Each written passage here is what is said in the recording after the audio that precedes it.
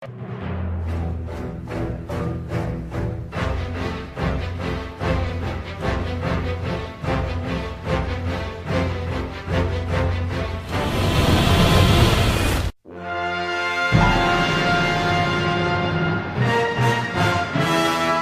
we will be taking a look at Godzilla.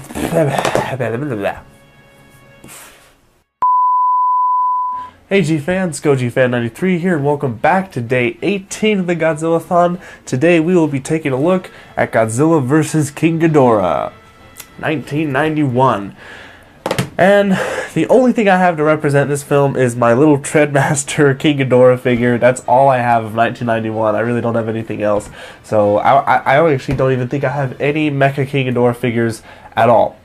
So, anyways, this movie is another classic in the Heisei series. It's also one of my favorites in the Heisei series. But man, is this movie crazy. It's like, what they do in this film is just boom. I mean, it's crazy what they do in it. So, I mean, there's time travel, there's sci-fi elements into it. It's just pure chaos of a movie, because the first time viewing this film, I was so confused, because I was like, little and watching this film, and I'm like, wait, what? Why is Godzilla now a dinosaur and all this stuff? It's just blah. And even still watching it for the third, I think this is probably like the 10th billionth time I've seen this film, but this is probably the third time I've seen it all the way through from beginning to end, and I'm still confused of like what goes on in this film and what they were trying to do with it. So, but I'll try my best to talk about it. But, okay, where do I start? Wow. So, basically, the story goes as people from the future come back to Japan, and they tell Japan that Godzilla is going to just decimate their country, and it's going to wipe Japan off the face of the earth, because Godzilla just gets so strong. So what they end up doing is that they try and get a team together. One of the main characters, or the main protagonist, is this sci-fi writer, and he predicted a lot of things that were going to happen in the future. Yeah, who'd have guessed? So they get him along with some other people. They get, forgot her, Emmy, the one who had the ESP power. She can, she's like a main character throughout the whole series, and she has like the telekinesis power or something. She can communicate with stuff, and it's just really cool things. But anyway, so they get the team together, and what they end up doing is that they have to go back to 1944 on Lagos Island, when the American forces were attacking the Japanese forces that were still on that island. But then what happened is that a dinosaur came up, or a Godzillasaur came up, and eradicated the American forces there, thus saving the Japanese forces. And then what happened in 1954, or fast forward to 1954, obviously the nuclear testing happened, and that same Godzillasaur became Godzilla. So what they end up doing is that they have to go to the island, they have to take the Godzilla, they have to put him somewhere else, and what they end up doing is, because these people from the future, what they end up wanting to do is they want to recreate what Japan is. Like, they don't like the way Japan has built up their civilization, so these people from the future came back so that they can rebuild it the way they want to. And so they don't really want to destroy, they don't really want to take over, they just want to rebuild Japan in the way that they feel fit. So because they're going to betray the Japanese people, or double-cross them, what they end up doing is that they have 3 little dorats, and these things are like the most adorable things. But so what they end up doing is that they end up putting them out on the island, and what happens is after that, so basically they replaced the Godzillasaur with these 3 dorats. And since Godzilla's not there, but yet they still did the nuclear testing in 1954, therefore King Ghidorah happened. So those 3 little dorats come together, which I guess explains why he has 3 heads. Okay. But it's like these things here, like, my mind just goes crazy, because then you think, okay, well, that means 1954 Godzilla never happened, 1984 Godzilla never happened, and Godzilla vs. Biollante never happened, because that Godzilla did not exist.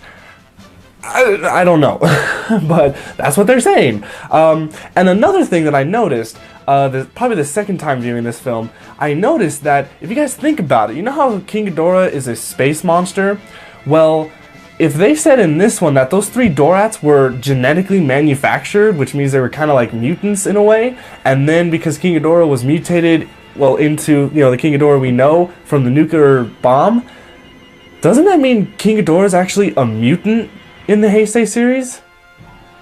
Right? I mean, I've never heard anyone say that, so I thought about it. I'm like, huh, that's interesting. So, because he never really came from space. I mean, these aren't spacemen. These are people from the future. Not spacemen. People from the future, still on Earth. So, I don't know. I guess in the Heisei series, they just really wanted to change up King Ghidorah's backstory, which I think is really cool. So anyways, yeah, King Ghidorah is now the big problem, and Japan's going, oh my god, what are we going to do?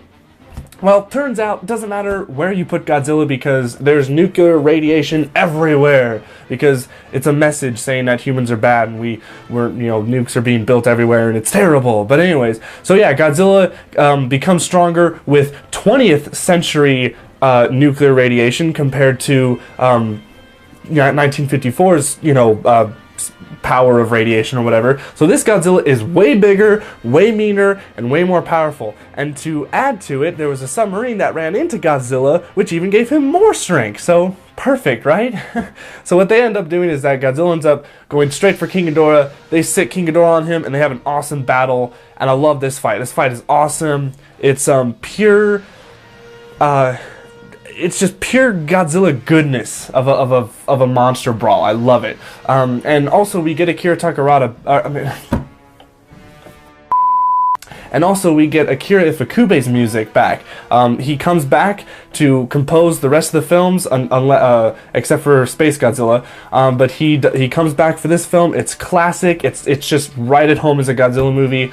Yeah, obviously Godzilla kicks King Ghidorah's ass. And up until this point, you would think that the movie would be done by now because Godzilla disposes of the future men and that's it, right? Well, now the humans have another problem.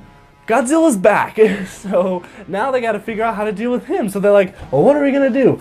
I got it, let's bring back King Ghidorah. So they're just going back and forth between like, let's bring that monster back, let's bring this guy back, and just, it's like non-stop flip-flop.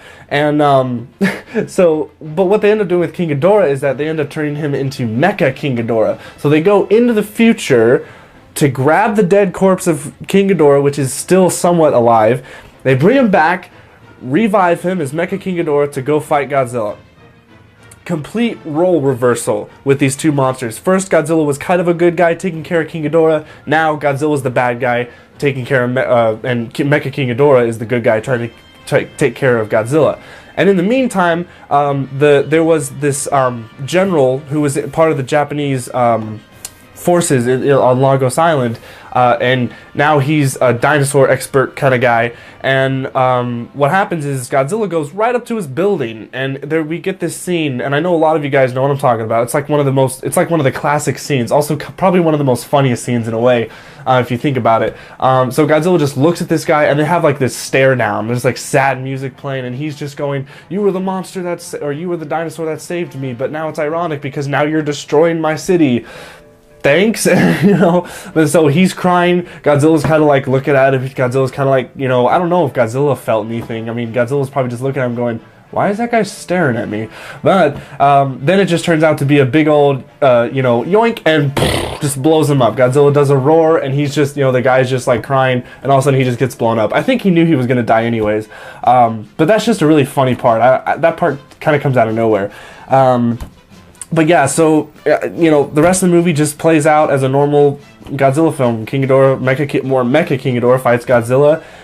They both end up in the ocean, and that's it. And they go back into their own time, and then there we go. Yay, happy ever after, or whatever. So, but yeah, I mean, this film is just, it's just so crazy what they do with it, and I love it, because up until this point in the Godzilla franchise, we've been getting really good stories. We got Godzilla 1984 and Biollante, which was a very original, well, not original, but, very interesting storyline, and this, once again, we get a very interesting storyline. So, I mean, the Heisei series is doing fantastic so far.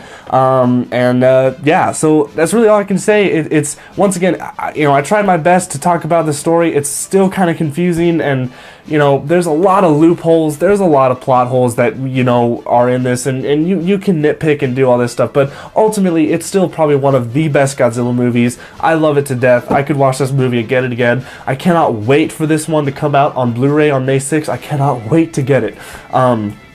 So yeah, but that's really all I got for this one. So yeah, thank you guys so much for watching. Stay tuned for tomorrow for Godzilla vs. Mothra, or Godzilla and Mothra Battle for Earth, and I'll see you guys then. Stay big, G fans.